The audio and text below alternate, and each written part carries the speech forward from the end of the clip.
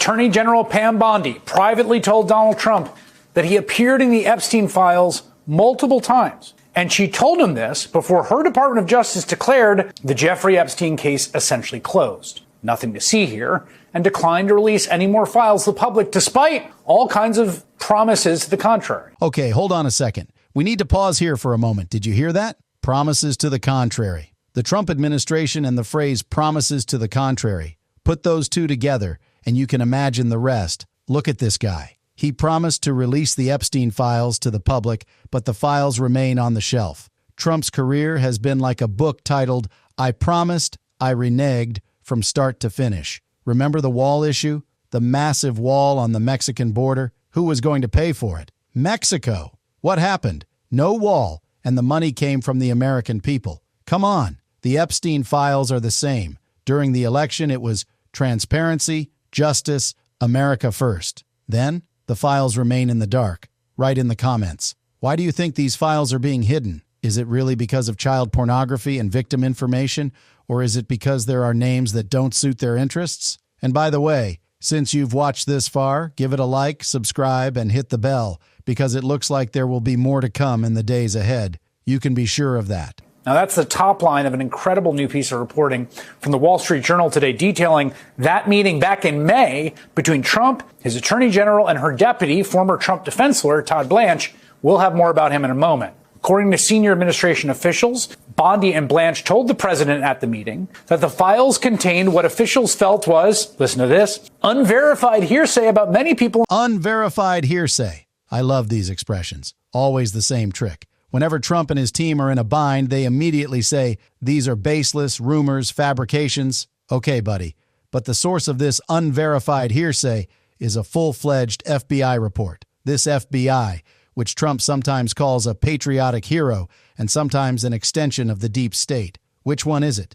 Does it change depending on the situation? Remember, he did the same thing in the Russia investigation. Lies, witch hunt, Obama and Comey made it up. Well, the result? There are real documents, audio recordings leaving Trump exposed, yet his supporters say, no, our president is clean. Now I ask you, really? Do you think all this gossip is just coincidentally swirling around Trump? Is there a single scandal that this man's name isn't involved in?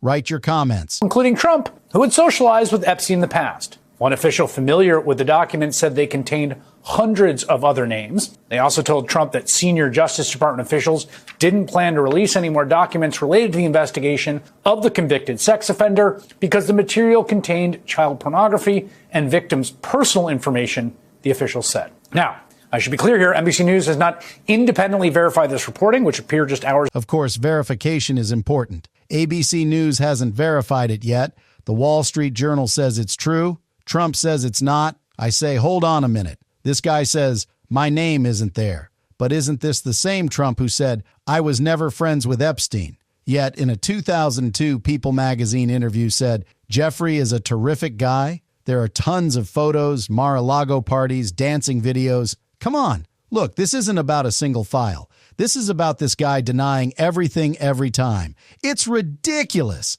The entire press is lying. All the courts are enemies. All his former employees are traitors. Isn't anyone telling the truth? Well, what do you think? Is Trump telling the truth, or is it the 20-year history? Write your comments. Let's discuss. Go on the Wall Street Journal. And let's be clear, the mere presence of a person's name in these files is not an indication of wrongdoing by itself. As we know, Epstein had tons of people that he was associated with. The White House communications director called the Journal report, quote, another fake news story. But we do know that meeting happened. Bondi briefed Trump on the results of her DOJ investigation in May. And if the Journal's reporting is accurate, and subsequently the Times is reporting along similar lines, if Bondi did tell Trump at that meeting that his name was in the files, then why did he say the opposite when asked about that very thing last week? Specifically, did she tell you at all that your name appeared in the file? No, she's given us just a very quick briefing, and in terms of the credibility of the different things that they've seen. And I would say that, these files were made up by Comey. Look at this sentence. Comey made it up. Come on, bro. Comey reopened the Hillary investigation 10 days before the election to save you while he was head of the FBI. You won the election. Now the same Comey has written your name in the files? Dude, seriously? And on top of that, Obama, Biden, even look, time traveling machine. Obama had a time machine, went back in time, and added Trump's name to the Epstein files. Is there anyone here who loves science fiction? Come on, admit it. Would you watch a movie like that? Write your comments below. If I find a producer, I'll write the script. But joking aside, why do such absurdities still convince Trump's base? That's the real question. They were made up by Obama. They were made up by the Biden. We went through years of that with the Russia hoax, with all of the different things that we had to go through. We've gone through years of it. They were made by Barack Obama using his time traveling machine. He was asked directly if Bondi told him he was in the files, and he said no. And then he said the files were made up by a whole bunch of Democrats and rambled about Russia. And now we have a report suggesting that was a lie. I think he would remember if Pam Bondi told him he was in the files, don't you? Exactly. Now think about it. Pam Bondi tells you, Mr. President, your name is in the files. And the next week you say, no, I wasn't told anything like that. Really? Is your memory that bad? This man is 78 years old, but even if he doesn't remember, he has an army of lawyers with him. Rest assured, they're all taking notes. So why the denial? Because Trump's strategy is clear. Constant denial, constant confusion. And it's working. The guy says, I barely know Epstein.